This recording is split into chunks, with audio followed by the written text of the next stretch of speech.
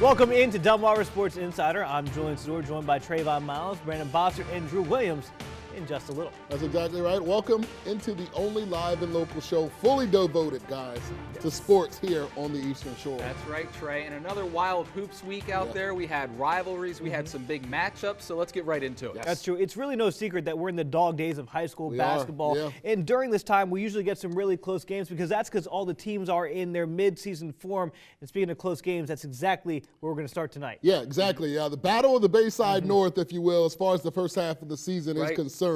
As the first half of the season comes to a close, we did have a big night. Queen Anne's taking the short trip to see rival Kent Island. The winner of tonight's game taking sole possession of the Bayside North, and the Bucks came out in front of this thing early. Cradaville with the hesitation here, and he's going to get the defender to drop and then get a long two-pointer. And then Toby Skeens, the pass inside, going to find Matt Burnside. He's going to drop a defender on the baseline, hit a jumper. Kent Island up 10 points at halftime. Second half, the Lions come roaring back. Jordan Dozier getting inside. Yeah, that's a grown man. That's a grown man layup. And Devin Turner on the fast break. Kent Island cutting the lead is cut to 2. That's right, but the Bucks not rolling over. Cradaville drives through traffic for the tough and one layup right here for the late lead, and Queen Anne's would take the lead, or take the late 1-point lead. Turner gets the layup. Good Lions up 1 inside 15 seconds, but the Bucks not phased. Skeens pass inside to Andy Van Wee, and the big man hits the short jumper to take the lead with 9 seconds to play. Queen Anne's with one last chance, and their shot just short as Kent Island makes the big-time statement at home. 47-46 win over the Lions. They made a nice run in the fourth quarter, went up by 1 or 3, I think, and fortunately we held them off.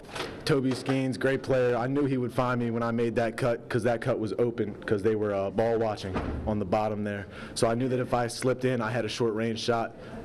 I practiced that shot a million times, you know. That's what you spend thousands of hours in the driveway for. But great moment. I mean, you can't ask for anything better. I believe student section? Some disrespect right there. A lot. There's no love lost between these two schools, fair to say. But I feel like there's a lot because that last play there looked like maybe a miscommunication. Yeah, yeah, it looked like that wasn't what Queen Anne's wanted to run. No. I know Coach Jeff Hollis drew something up, but it's not about Queen Anne's tonight. I want to take my hat off tonight to Kent Island and the job that these guys did. They now have my respect. I really haven't been paying the Bucks any mind because they took that loss that you were at up against the only time I've seen them, the 2 times I've seen them, they've lost both games. Yeah, and Queen Anne's dominance over the early part of the season kind of had my eyes circled on them, as well as the athleticism of Cambridge. But tonight showed that not anybody's just going to walk into Kent Island and get a victory. Right, but Queen Anne's give them a lot of credit because they were down 10 points. They come back and they nearly win it at the end. I think tonight's game just shows how wide open the Bayside North truly is. I mean, Queen Anne's, Cambridge South Dorchester, you've got Easton, and you've got Kent Island. Any one of those 4 teams can beat any one of the other ones on any given night pretty much. Yeah, especially with a lot more time to play. Like I said, we're only halfway through the first half of the season. It's going to be an exciting second half of the season. Absolutely. And now we're going to toss it over to Drew Williams with more from around the Bayside. Drew? Thanks, Brandon. You guys mentioned at the top of the show, nothing like rivalries. So we'll start with 2 teams kind of trending in opposite directions. Y-High looking to stay perfect in the Bayside, taking on Bennett, who came in with 3 straight losses. Judging by the final in this one, you wouldn't think this game was close very early on. Antoine Wilson, one of his 2 threes of the night, just pulls up and spots up.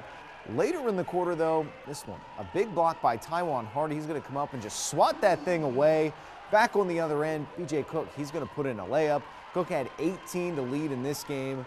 Bennett trailing by 5 just after the first. Josiah Johnson's going to keep it somewhat close. Tough take to the rack. He's able to get in there and knock it down. But the Tribe taking complete control in the second quarter. They outscored JMB 27-5 in the second. Jason Handy 17 and 10. And in the second half, the Tribe just messing around and having some fun. Hardy with a big-time throwdown. And then later, Jeremiah Barkley is going to get into the act. And check out the reaction. You got to love it, right? All around great night for Y-High as they beat Bennett 84-47. And another rivalry with Chris Field visiting Somerset rival Washington. And the Crabbers, well, it was safe to say they were out rolling early. Jaron Smith's going to be on the left wing, and he's going to knock down the triple. Washington had a really tough start, but they were able to find some success behind some decent performances from Alden Horsey. He was one of the bright spots for them. He's going to fight his way inside and finish for 2.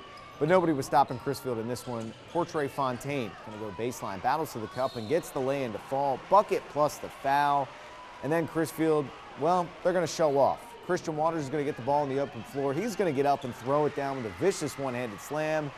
And then to cap it all off, and the way this night went, Portray Fontaine open in the open field, and he's just going to weave his way through and effortlessly just throws down the two-hand jam. Crisfield rolls all over this one, 84-44. Here's Coach Andre Collins after the performance. I mean, I just felt like our last 2 games, you know, we've been able to execute a good full game of basketball. You know, the guys really bounced back after the Parkside loss. You know, and I'm really proud of them, proud of the way they fought, defensively especially. And Colonel in North Carolina, a great battle as well. In American corner, Deontay Dickerson was just taken over in the second. He's on fire from behind the arc. He had not 1, not 2, not 3, but 5 3-pointers in the second. Colonel by 21 at the half. Dickerson kept firing away in the third. Down it goes, and the foul. Dickerson, 31 points in this ball game. Kendron Wayman make his performance known tonight. And then the Bulldogs climbing back into it. Wayman had 18 points in that one. Final minutes now. Montrez DeShields is going to spot up and knock down the triple. He gets the friendly bounce and closes this lead down to just 1. The Colonel's starting to finish strong. Dickerson goes straight into the contact. He's going to draw the foul, and he's going to get it to fall. A foul. One last chance for North Carolina. Down by 2. 2 seconds left in this one. The defense holds. Here's Dickerson after the game. This is a big one for us because we've been suffering and we've just been hanging our heads, and this one was special for us, especially a rival one. My teammates was finding me in open spots, and I was just knocking it down. Thanks to my teammates for giving me them open shots. Now to Easton, the Warriors hosting Cambridge in one of the oldest rivalries in the Bayside. This one was a close game early on. It was tied at 2. Jawan Jackson's going to drive through the lane, lay it off the glass for 2 to take the 2-point lead.